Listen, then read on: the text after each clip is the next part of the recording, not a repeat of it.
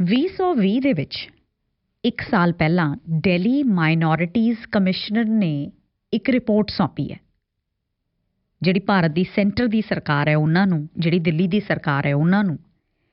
ਇਹ ਜਿਹੜੀ ਰਿਪੋਰਟ ਹੈ ਇਹ 1984 ਸਿੱਖ ਜੈਨੋਸਾਈਡ ਉਹਦੇ ਜਿਹੜੇ ਸਰਵਾਈਵਰਸ ਨੇ ਉਹਨਾਂ ਨਾਲ ਗੱਲਬਾਤ ਕਰਕੇ ਤਿਆਰ ਕੀਤੀ ਗਈ ਹੈ।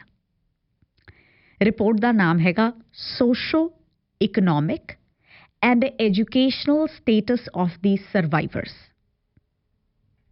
2020 ਦੇ ਵਿੱਚ ਜਿਹੜੀ ਇਹ ਰਿਪੋਰਟ ਜਾਰੀ ਕੀਤੀ ਗਈ ਉਹਦੇ ਵਿੱਚ ਦੱਸਿਆ ਗਿਆ ਕਿ ਦਿੱਲੀ ਦੀਆਂ 8 ਲੋਕੇਸ਼ਨਸ ਵਿੱਚ ਰਹਿੰਦੇ ਇਹੋ ਜਿਹੇ ਪੀੜਤ ਪਰਿਵਾਰਾਂ ਨਾਲ 3668 ਪੀੜਤ ਪਰਿਵਾਰਾਂ ਨਾਲ ਗੱਲਬਾਤ ਕੀਤੀ ਗਈ।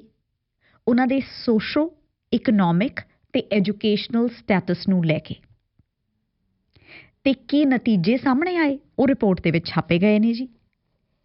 ਇਹ ਰਿਪੋਰਟ ਦਾ ਜਿਹੜੇ ਪੈਨਲ ਨੇ ਇਸ ਰਿਪੋਰਟ ਨੂੰ ਤਿਆਰ ਕੀਤਾ, ਜਿਸ ਟੀਮ ਨੇ ਇਸ ਰਿਪੋਰਟ ਨੂੰ ਤਿਆਰ ਕੀਤਾ, ਉਹਨਾਂ ਦਾ ਇਹ ਕਹਿਣਾ, ਉਹ ਕਹਿੰਦੇ ਕਿ 3 ਮੇਜਰ ਚੈਲੰਜਸ ਇਹ ਪਰਿਵਾਰ ਅੱਜ ਦੀ ਡੇਟ ਤੱਕ ਫੇਸ ਕਰ ਰਹੇ ਨੇ।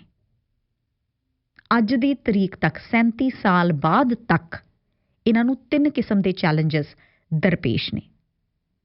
ਕਿਹੜੇ ਚੈਲੰਜਸ ਨੇ?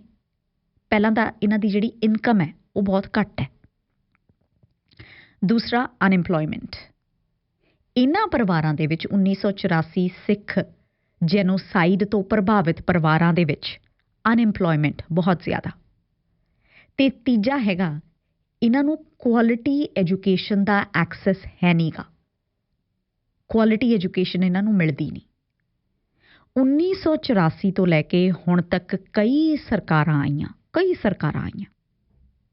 ਕਈ ਸਰਕਾਰਾਂ ਨੇ ਇਹਨਾਂ ਪੀੜਤ ਪਰਿਵਾਰਾਂ ਦੀ ਮਾਲੀ ਮਦਦ ਕਰਨ ਦੀ ਕੋਸ਼ਿਸ਼ ਕੀਤੀ। ਜਿਹੜੀ ਮਾਲੀ ਮਦਦ ਕੀਤੀ ਗਈ ਉਹ ਰਿਪੋਰਟ ਦੇ ਅਕੋਰਡਿੰਗਲੀ, ਜਿਹੜੀ ਇਹ ਦਿੱਲੀ ਮਾਈਨੋਰਿਟੀਜ਼ ਕਮਿਸ਼ਨ ਦੀ ਰਿਪੋਰਟ ਆ ਉਹਦੇ ਅਕੋਰਡਿੰਗਲੀ ਕੀ ਮਾਲੀ ਮਦਦ ਦਿੱਤੀ ਗਈ। 1985 ਦੇ ਵਿੱਚ ਉਹਨਾਂ ਪਰਿਵਾਰਾਂ ਨੂੰ 10,000 ਰੁਪਏ ਦਿੱਤਾ ਗਿਆ ਜਿਨ੍ਹਾਂ ਦੇ ਘਰ ਪੂਰੀ ਤਰ੍ਹਾਂ ਸੜ ਗਏ ਸੀ। ਜਿਨ੍ਹਾਂ ਦੇ ਘਰ ਥੋੜੇ ਬਹੁਤੇ ਸੜੇ ਸੀ, ਪੂਰੀ ਤਰ੍ਹਾਂ ਨਹੀਂ ਸੀ ਸੜੇ ਪਰ ਸੜ ਗਏ ਸੀ, ਉਹਨਾਂ ਨੂੰ 5,000 ਰੁਪਏ ਦਿੱਤੇ ਗਏ। ਜਿਨ੍ਹਾਂ ਦੇ ਪਰਿਵਾਰ ਦਾ ਕੋਈ ਜੀ ਮਰ ਗਿਆ ਉਹਨਾਂ ਨੂੰ 10,000 ਰੁਪਏ ਦਿੱਤੇ ਗਏ ਪਰ ਫੈਮਿਲੀ। 1996 ਦੇ ਵਿੱਚ ਦਿੱਲੀ ਹਾਈ ਕੋਰਟ ਨੇ ਇੱਕ ਆਰਡਰ ਜਾਰੀ ਕੀਤਾ ਸੀ ਕਿ ਜਿੰਨੀਆਂ ਵੀ ਲੇਡੀਜ਼ ਵਿਡੋ ਹੋਈਆਂ ਨੇ ਉਹਨਾਂ ਨੂੰ ਟੋਟਲ ਜਿੰਨੀਆਂ ਵੀ ਲੇਡੀਜ਼ ਨੇ ਉਹਨਾਂ ਨੂੰ 3.5 ਲੱਖ ਰੁਪਈਆ ਵੰਡਿਆ ਜਾਵੇ। ਉਸ ਤੋਂ ਬਾਅਦ 2006 ਦੇ ਵਿੱਚ ਉਹਨਾਂ ਲੋਕਾਂ ਨੂੰ 3.5 ਲੱਖ ਰੁਪਈਆ ਵੰਡਿਆ ਗਿਆ ਸੀ ਜਿਨ੍ਹਾਂ ਦੇ ਘਰ ਪੂਰੀ ਤਰ੍ਹਾਂ ਤਬਾਹ ਹੋ ਗਏ ਸੀ।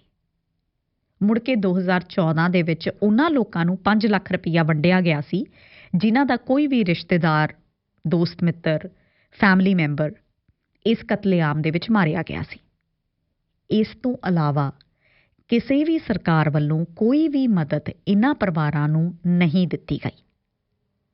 ਹੁਣ ਗੱਲ ਕਰਦੇ ਹਾਂ ਕਿ ਜਿਹੜੇ ਪਰਿਵਾਰ ਨੇ ਇਹ ਕੀ ਕਹਿੰਦੇ ਨੇ, ਸਰਕਾਰ ਵੱਲੋਂ ਜਿਹੜੀ ਇਹ ਮਾਲੀ ਮਦਦ ਮਿਲੀ ਆ ਕਿੰਨੀ ਕੁ ਇਫੈਕਟਿਵ ਸਾਬਤ ਹੋਈ ਹੈ ਇਹਨਾਂ ਵਾਸਤੇ। 57% ਕਹਿੰਦੇ ਨੇ ਕਿ ਜਿਹੜੀ ਸਰਕਾਰ ਵੱਲੋਂ ਇਹ ਮਾਲੀ ਮਦਦ ਦਿੱਤੀ ਗਈ ਆ ਇਹ ਇਨਇਫੈਕਟਿਵ ਆ, ਬਿਲਕੁਲ ਵੀ ਅਸਰਦਾਰ ਨਹੀਂ ਹੈਗੀ। ਉਹ ਕਹਿੰਦੇ ਕਿ ਜਿਹੜੇ ਇਹ ਜੈਨੋਸਾਈਡ ਤੋਂ ਪਹਿਲਾਂ ਉਹਨਾਂ ਦਾ ਸਟੇਟਸ ਹੋਇਆ ਕਰਦਾ ਸੀ ਸੋਸ਼ੋ ਇਕਨੋਮਿਕ ਸਟੇਟਸ, ਮਤਲਬ ਕਿ ਸਮਾਜਿਕ ਤੇ ਮਾਲੀ ਹਾਲਤ ਜਿਹੜੀ ਉਹਨਾਂ ਦੀ ਹੋਇਆ ਕਰਦੀ ਸੀ ਇਸ ਕਤਲੇਆਮ ਤੋਂ ਪਹਿਲਾਂ, ਉਹ ਕਹਿੰਦੇ ਕਿ ਅਸੀਂ ਉੱਥੇ ਨਹੀਂ ਪਹੁੰਚੇ, ਹਾਲੇ ਤੱਕ ਨਹੀਂ ਪਹੁੰਚੇ, 37 ਸਾਲਾਂ ਬਾਅਦ ਵੀ ਉੱਥੇ ਨਹੀਂ ਪਹੁੰਚੇ।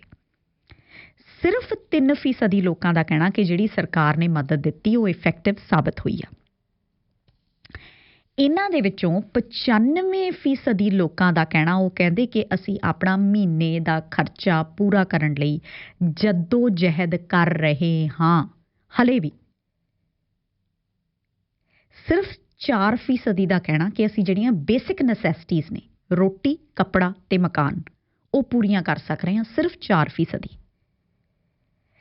ਇਹਨਾਂ ਦੇ ਵਿੱਚੋਂ 53% ਅਨਪੜ੍ਹ ਨੇ, ਹਲੇ ਤੱਕ ਅਨਪੜ੍ਹ ਨੇ।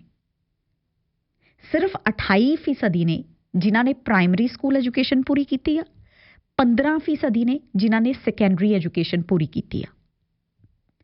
ਸਿਰਫ 1% ਫੈਮਲੀਜ਼ ਦਾ ਕਹਿਣਾ ਕਿ ਉਹਨਾਂ ਦੇ ਪਰਿਵਾਰ ਦਾ ਇੱਕ ਵਿਅਕਤੀ ਜਿਹੜਾ ਹੈਗਾ ਉਹ ਗ੍ਰੈਜੂਏਟ ਹੋ ਸਕਿਆ।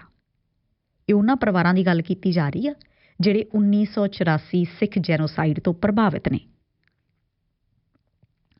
ਇਹ ਜਿਹੜਾ ਪੈਨਲ ਆ ਉਹ ਕਹਿੰਦਾ ਕਿ ਹਾਲੇ ਵੀ ਇਨਸਾਫ ਨਹੀਂ ਮਿਲਿਆ, ਜਸਟਿਸ ਨਹੀਂ ਮਿਲਿਆ, ਤੇ ਇਹ ਲੋਕ ਜਿਹੜੇ ਪ੍ਰਭਾਵਿਤ ਪਰਿਵਾਰ ਨੇ ਹਾਲੇ ਵੀ ਇਹਨਾਂ ਦੇ ਦਿਮਾਗ ਦੇ ਵਿੱਚ ਉਹ ਜਿਹੜਾ ਘਟਨਾ ਵਾਪਰੀ ਸੀ ਜਿਹਦੇ ਵਿੱਚ ਇਹਨਾਂ ਦੇ ਪਰਿਵਾਰ ਦੇ ਕਿਸੇ ਮੈਂਬਰ ਨੂੰ ਮਾਰਿਆ ਗਿਆ ਹੋ, ਵੱਢਿਆ ਗਿਆ ਹੋ, ਬਹੁਤ ਤਸੀਹੇ ਦਿੱਤੇ ਗਏ ਹੋਣੇ ਆ, ਉਹ ਕਹਿੰਦੇ ਹਲੇ ਵੀ ਇਹਨਾਂ ਦੇ ਦਿਮਾਗ ਦੇ ਵਿੱਚ ਉਹ ਗੱਲਾਂ ਬਾਤਾਂ ਜਿਹੜੀਆਂ ਨੇ ਉਹ ਚੱਲਦੀਆਂ ਰਹਿੰਦੀਆਂ ਨੇ। ਇਹ ਜਿਹੜੀ ਰਿਪੋਰਟ ਛਾਪੀ ਗਈ ਆ ਇਹਦੇ ਵਿੱਚ ਦਿੱਲੀ ਮਾਈਨੋਰਿਟੀਜ਼ ਕਮਿਸ਼ਨ ਰਿਪੋਰਟ, ਇਹਦੇ ਵਿੱਚ ਕੁਝ ਸਿਫਾਰਸ਼ਾਂ ਵੀ ਕੀਤੀਆਂ ਗਈਆਂ ਨੇ ਵੀ ਕਿਵੇਂ ਠੀਕ ਕੀਤਾ ਜਾ ਸਕਦਾ, ਇਹਨਾਂ ਦੀ ਕੰਡੀਸ਼ਨ ਨੂੰ ਕਿਵੇਂ ਬੈਟਰ ਕੀਤਾ ਜਾ ਸਕਦਾ। ਉਹੀ ਗੱਲ ਹੈ ਨਾ, ਜ਼ਖਮਾਂ ਤੇ ਮਰਹਮ ਕਿਵੇਂ ਲਗਾਈ ਜਾ ਸਕਦੀ ਹੈ। ਤੇ ਇਹਨਾਂ ਨੇ ਕਿਹਾ, ਉਹ ਕਹਿੰਦੇ ਕਿ ਸਭ ਤੋਂ ਪਹਿਲਾਂ ਤਾਂ ਇਹਨਾਂ ਦੀ ਐਜੂਕੇਸ਼ਨਲ ਅਪਲਿਫਟਮੈਂਟ ਬਹੁਤ ਜ਼ਰੂਰੀ ਆ, ਸਿੱਖਿਆ ਇਹਨਾਂ ਨੂੰ ਪ੍ਰਦਾਨ ਕਰਨੀ ਬਹੁਤ ਜ਼ਿਆਦਾ ਜ਼ਰੂਰੀ ਹੈ। ਘੱਟੋ ਘੱਟ ਇੱਕ ਪਰਿਵਾਰਕ ਮੈਂਬਰ ਨੂੰ ਸਰਕਾਰੀ ਨੌਕਰੀ ਦਿੱਤੀ ਜਾਵੇ ਯਕੀਨੀ ਤੌਰ ਤੇ। ਉਹਨਾਂ ਪਰਿਵਾਰਾਂ ਨੂੰ ਮਾਲੀ ਮਦਦ ਦਿੱਤੀ ਜਾਵੇ ਜਿਨ੍ਹਾਂ ਨੇ ਹਾਲੇ ਤੱਕ ਸਰਕਾਰ ਦੇ ਬੈਨੀਫਿਟਸ ਨਹੀਂ ਲਏ ਹੈਗੇ। ਇਹਨਾਂ ਪਰਿਵਾਰਾਂ ਦੇ ਬੱਚਿਆਂ ਨੂੰ ਪ੍ਰਾਈਵੇਟ ਸਕੂਲਾਂ ਦੇ ਵਿੱਚ ਫ੍ਰੀ ਐਜੂਕੇਸ਼ਨ ਮੁਹੱਈਆ ਕਰਵਾਈ ਜਾਵੇ। ਜੇ ਕੋਈ ਸਮਾਲ ਬਿਜ਼ਨਸ ਸ਼ੁਰੂ ਕਰਨਾ ਚਾਹੁੰਦਾ ਤਾਂ ਉਹਨਾਂ ਨੂੰ ਲੋ ਇੰਟਰਸਟ ਰੇਟ ਤੇ ਕਰਜ਼ਾ ਦਿੱਤਾ ਜਾਵੇ। ਇਸ ਤੋਂ ਇਲਾਵਾ ਜਿਹੜੇ ਸਰਵਾਈਵਰਸ ਨੇ ਉਹਨਾਂ ਨੂੰ ਪੈਨਸ਼ਨ ਮਿਲਣੀ ਚਾਹੀਦੀ ਆ, ਇਹਨਾਂ ਨੂੰ ਮੁਫਤ ਦੇ ਵਿੱਚ ਬਿਜਲੀ ਮੁਹੱਈਆ ਕਰਵਾਈ ਜਾਣੀ ਚਾਹੀਦੀ ਆ ਤੇ ਹੈਲਥ ਕੇਅਰ ਸਿਸਟਮ ਇਹਨਾਂ ਨੂੰ ਸਪੋਰਟ ਕਰੇ। ਇਹ ਜਿਹੜੀ ਰਿਪੋਰਟ ਹੈ ਜੀ, ਇਹ ਭਾਰਤ ਦੀ ਕੇਂਦਰ ਦੀ ਸਰਕਾਰ ਤੇ ਗਵਰਨਮੈਂਟ ਆਫ NCT ਦਿੱਲੀ ਉਹਨਾਂ ਨੂੰ ਦੇ ਦਿੱਤੀ ਗਈ ਆ। ਇਹ ਰਿਪੋਰਟ ਦੀ ਕਾਪੀ ਉਹਨਾਂ ਨੂੰ ਦੇ ਦਿੱਤੀ ਗਈ ਆ। ਉਹਨਾਂ ਨੂੰ ਕਿਹਾ ਗਿਆ ਕਿ ਜਿਹੜੀਆਂ ਇਹ ਸਿਫਾਰਸ਼ਾਂ ਦਿੱਤੀਆਂ ਨੇ ਇਹਨਾਂ ਤੇ ਗੌਰ ਕੀਤਾ ਜਾਵੇ।